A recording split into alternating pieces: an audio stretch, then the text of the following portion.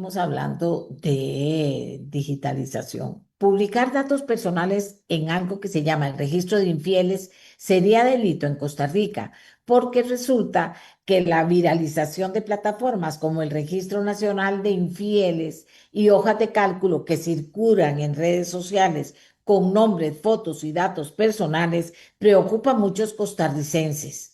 ¿De qué estoy hablando? ¿De qué estamos hablando? Auxilio, don Mauricio París, abogado especialista en protección de datos. ¿Conoce del tema? ¿De qué estamos hablando y qué podemos hacer? ¿Cómo nos expone? Hola, doña Amelia, ¿qué tal? Un gusto saludarla. Sí, pues en realidad ha tenido una cobertura muy morbosa en varios medios, este sitio web que lo lanzaron el 4 de diciembre y ha ido abriendo, por así decirlo, en varios países de América Latina y tiene unos números, pues que si son ciertos, ¿verdad? Son bastante impresionantes, 5.768 registros de personas de Costa Rica y funciona básicamente como un pizarrón digital en donde sin ningún tipo de control cualquier persona puede registrar a otra calificándola como infiel. Tiene no solamente el Registro Nacional de Infieles, que además tiene este nombre muy institucional, ¿no? Y tiene además el Registro Nacional de Amantes, ¿no? Tiene su propia modalidad más específica. Y aunque pueda parecer gracioso, es francamente una práctica preocupante y lamentable, ¿no? En especial dos cosas. Primero que hay registros que se atribuyen a personas menores de edad, cosa que me parece francamente preocupante. Y luego que además de registrar a la persona, hay una casilla abierta en donde quien ingrese un registro puede escribir lo que le venga en gana.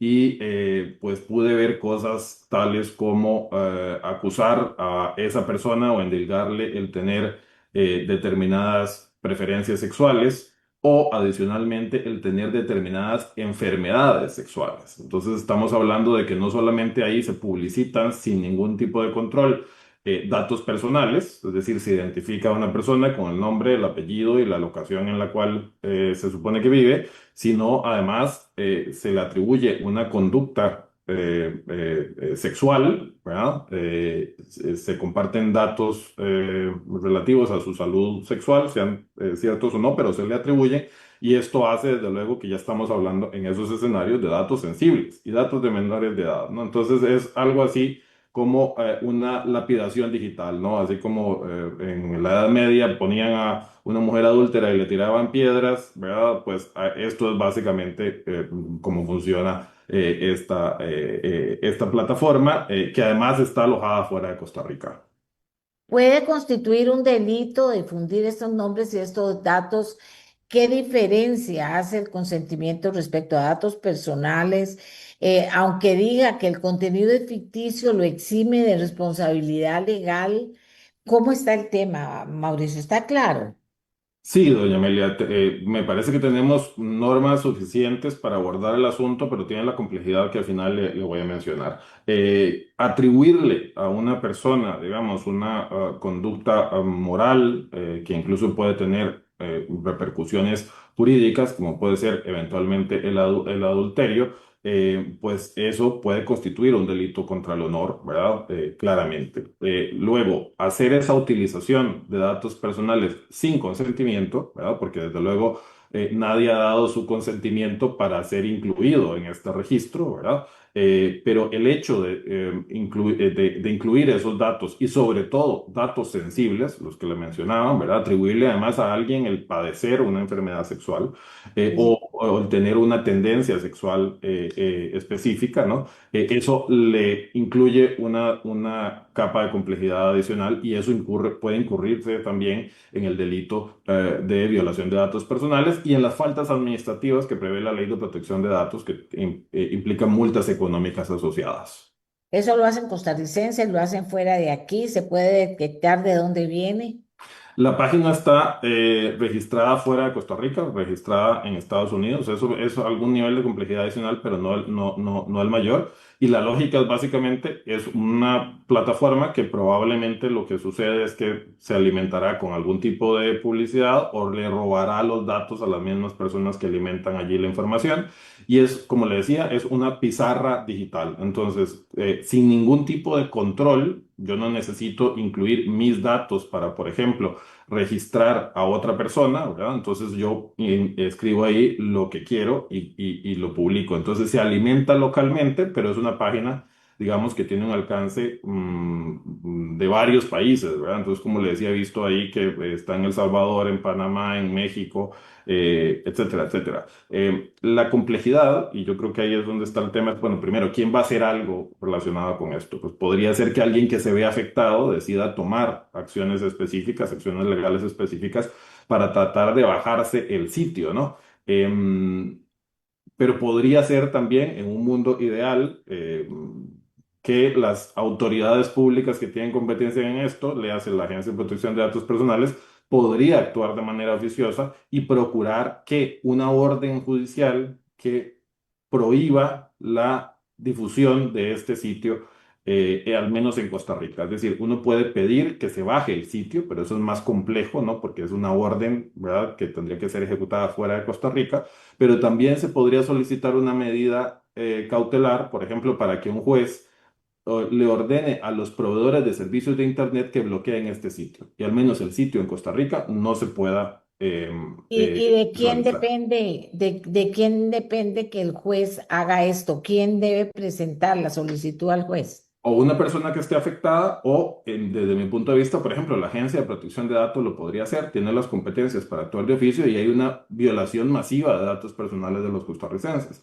Entonces, es algo que hasta donde yo sé nunca ha sucedido y tiene un equilibrio, digamos, complejo porque no se pueden estar bloqueando sitios web de forma indiscriminada, ¿no? Porque hay temas relacionados también con libertad de expresión y demás, pero aquí no hay ninguna libertad de expresión, no hay Ujú. ningún derecho del otro lado, ¿no? Es una página que lo que procura, aunque diga que es contenido de ficción, es una página para lapidación pública, ¿no? Entonces me parece a mí que si hay una institución pública que recibe fondos públicos y que debe velar por los datos personales de los costarricenses, podría ser el ejercicio de pedirle a un juez que bloquee, entonces, que ordene a los operadores locales de Internet que esto no se pueda revisar. Y lo otro que se puede hacer es hacer una solicitud, cosa que yo estaba haciendo ahora en la mañana a Google para que desindexe la página. Es decir, decirle, esto es una página que lo que hace es procesar contenido inadecuado y por lo menos Google no es que baja la página, pero si usted pone Registro Nacional de Infieles en Google, entonces Google no le muestra el resultado. Ahí seguirá la página, pero ya no se puede entrar por medio de Google o cualquier otro buscador. Esas son cosas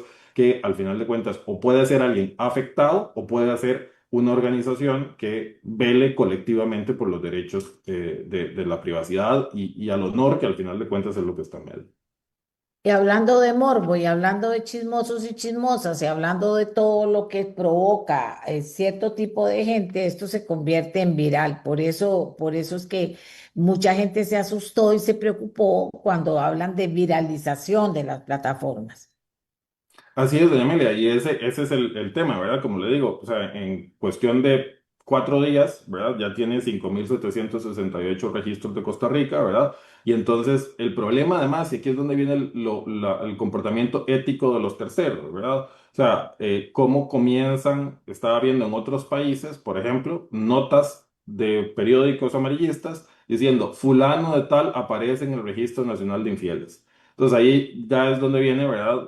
Los comportamientos de los comunicadores de no hacer uso de este tipo de plataformas que no tienen ningún tipo de mecanismo de verificación para no comenzar, ¿verdad? A generar mayor interés, porque entonces desde luego la gente lo ve y entonces se mete y comienza a hacer esos registros en donde ponen cosas francamente horrorosas. Y sobre todo además, doña Amelia, es una plataforma en donde, desde mi punto de vista, se comete una violencia de género impresionante, ¿verdad? Porque el tipo de cosas que yo estaba viendo que ponían asociadas a las mujeres es francamente muchísimo más eh, eh, agresivo que las cuestiones que se ponen con respecto a los hombres. Entonces, me parece que incluso el INAMU y los colectivos También. de mujeres deberían de tomar medidas con respecto a este hecho, ¿no?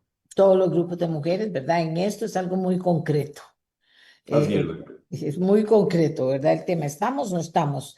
Y eso me preocupa mucho, don Mauricio, pero usted lo pone en una dimensión justa. Ahora hay que ver quiénes actúan o quiénes se quedan chismeando y no actúan, porque si actúan varios grupos y varias instancias importantes, pues entonces es mayor. O si le piden auxilio a don Mauricio de cuál es la forma correcta, cómo actuar.